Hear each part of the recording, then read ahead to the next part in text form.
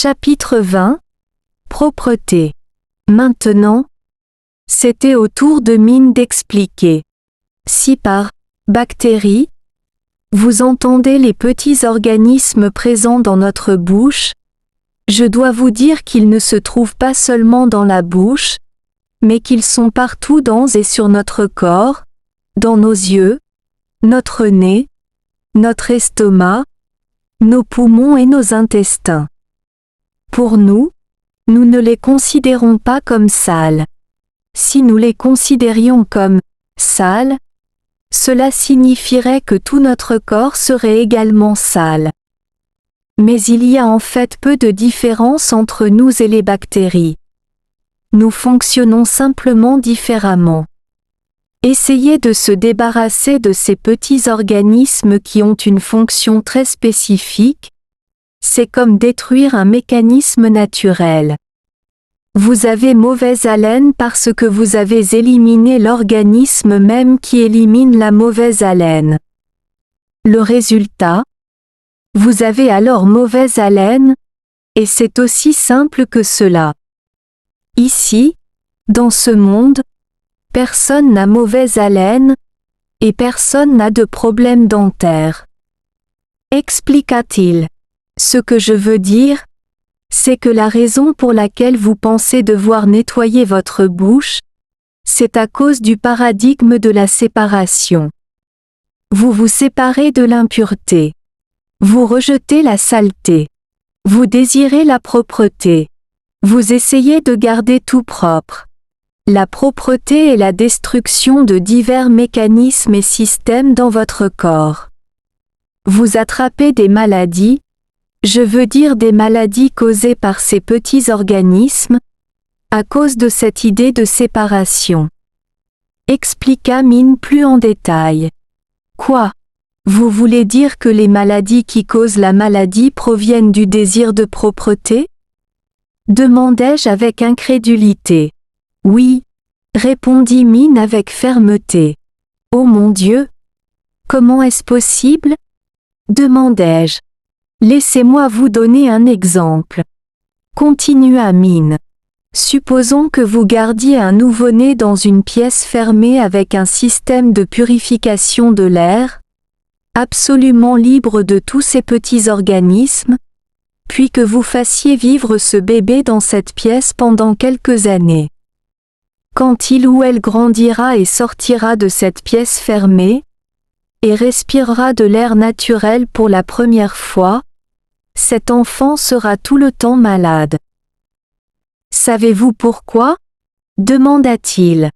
Je ne sais pas. Admis-je. Parce que la propreté a séparé de manière non naturelle l'enfant de tout. Plus tard, lorsque l'enfant vivra dans un environnement normal avec des bactéries, le corps ne pourra pas faire face. Répondit Mine.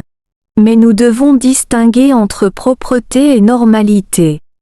Pour vous donner un exemple, nous pouvons boire de l'eau propre sans impureté, et elle peut être incolore et inodore, mais elle ne doit pas être trop propre car elle ne contiendrait alors plus de minéraux ni de certaines bactéries bénéfiques pour le corps. Ajouta-t-il.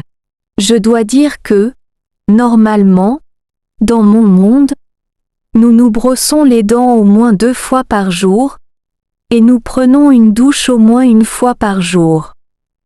Est-ce que vous définiriez cela comme normal? Demandai-je. Nous devons considérer si cela convient au climat, au terrain et à la qualité respectifs.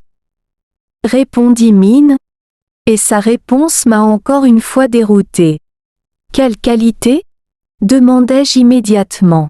La qualité de la nourriture et de l'environnement? Bien sûr. Dit Mine. Je pense qu'il n'est pas nécessaire d'expliquer la pertinence ou l'adéquation du terrain et du climat. S'il fait froid, nous ne nous douchons pas. Mais s'il fait chaud, nous nous douchons. Dans mon monde, cependant, nous ne nous douchons jamais, ni en hiver ni en été. Pour nous, Nous immerger dans l'eau n'est pas pour nous nettoyer, mais plutôt pour en profiter et jouer. C'est à cause de la qualité des deux choses que j'ai mentionnées précédemment, la qualité de la nourriture et de l'environnement. Bien qu'il fasse chaud dans certaines régions, notre corps émet de la transpiration, de la salive et des déchets qui ne sont pas mauvais grâce à l'air pur et à la nourriture propre que nous mangeons. Donc, nous n'avons pas besoin de nous doucher et de nettoyer notre corps. Les vêtements que nous portons, même après les avoir portés pendant des mois, ne sont pas non plus. Explique Amin. Vraiment? Vous ne vous douchez jamais? Demandai-je avec un air incrédule sur le visage. Pas du tout. De toute façon, après le petit déjeuner, je vous emmènerai jouer dans l'eau, ou mieux encore, je vous offrirai un bain. En fait, vous devrez continuer à faire ce que vous avez toujours fait parce que votre corps émet toujours des odeurs fortes. Proposa Min. Alors qu'il parlait des fonctions corporelles, je sentis que mon estomac commençait à réagir et à s'agiter un peu.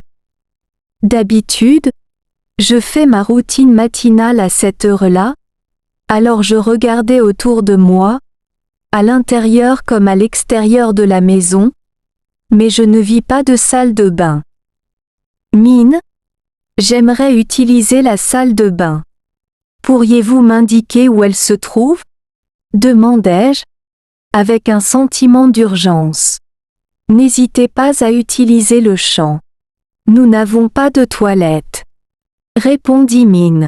Il se leva et prit une petite pelle et un seau d'eau.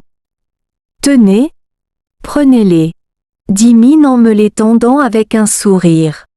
J'étais tentée de faire remarquer que les toilettes dans mon monde étaient beaucoup plus civilisées, mais mon ventre ne me laissait pas le temps pour cela.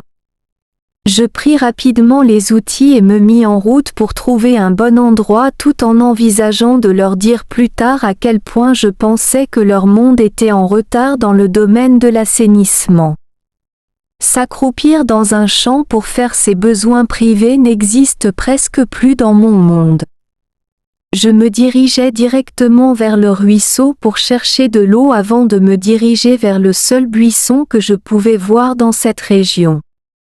Quand je trouvais l'endroit approprié, je commençais à creuser un trou. Le sol était très sombre et friable, donc je pus creuser facilement et bientôt le trou fut assez grand. Pendant que je me soulageais, il me vint à l'esprit que c'était étonnamment agréable. Je pus respirer de l'air frais, voir le ciel, et sentir l'odeur de la terre. Après tout, les déchets humains sont un engrais naturel pour les plantes. Nous n'avons pas besoin de créer d'outils ou de systèmes de gestion des déchets. Bien que ce ne fût pas aussi pratique et confortable, à ce moment-là, je me sentis plus en harmonie avec la nature, et cette action ne cause également aucun inconvénient à d'autres systèmes. Quand j'eus fini, je me nettoyai avant de donner à mes fruits du travail une sépulture décente. Il semblait que Min et Napa utilisaient également régulièrement cette zone pour leurs affaires privées, car je vis des traces de creusements récents et de monticules enterrés. Je remarquai qu'il n'y avait aucune odeur désagréable, au contraire, un parfum plutôt agréable de terre et de feuilles flottait dans l'air. En rentrant à la maison, il me vint à l'esprit que cela pourrait être un exemple de ce que Min avait mentionné plus tôt à propos d'une idée de non-séparation ou d'inclusion. Si nous considérons nos déchets comme une chose sale dont il faut se débarrasser, alors nous créons le processus de nettoyage. Mais si nous ne les considérions pas comme sales, les déchets pourraient en fait être bénéfiques pour d'autres choses. C'était une pensée que je vous ai envoyée, dit Min avec un large sourire, alors que je rentrais dans la maison. Hein? Qu'est-ce que c'était? Demandai-je, incertain de ce à quoi il faisait référence. La pensée qui vient de surgir dans votre tête venait de moi, et vous l'avez entendue. Expliqua Min. Oh! Vraiment? Je pensais que c'était ma propre idée. Répondis-je.